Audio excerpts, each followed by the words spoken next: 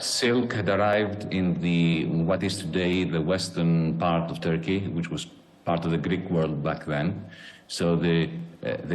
Greeks living on the coast of the Aegean in Turkey, and let me remind you that the very well-known ancient Greek poet Homer, who wrote the Odyssey and the Iliad, lived in that part. They knew of silk because silk had arrived through the ancient Silk Road from China. And the only reason why I'm participating in today's show, because I am an economist and politician and I know very little about silk and fabrics, is because I'm one of those people here in Europe mightily concerned by developments over the last few years. The Silk Road, which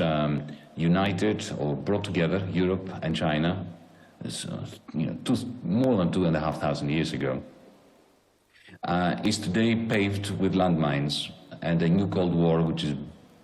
brooding and breeding and gathering pace between the West and China. So if you allow me, I want to make a political statement. It is the duty of all of us here in Europe, in the United States, in China, to do our utmost to make sure that we are connected through beauty, through silk, through literature, through music,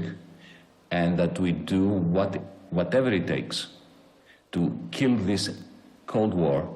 this new Cold War that began with President Trump and which is now being escalated by President Biden, to kill it in its tracks, to make sure that it does not continue, to ensure that there is a never war in the South China Seas that spills over to the rest of the world. So I apologize for taking you from silk to war, but it is essential for the future of humanity that this thread, cloth thread, silk thread, whatever thread you want to imagine, that links China with the West is not interrupted, was not broken by a war that will signal the end of humanity. I might be accused of over-dramatizing, but I don't believe I am. So we need to end all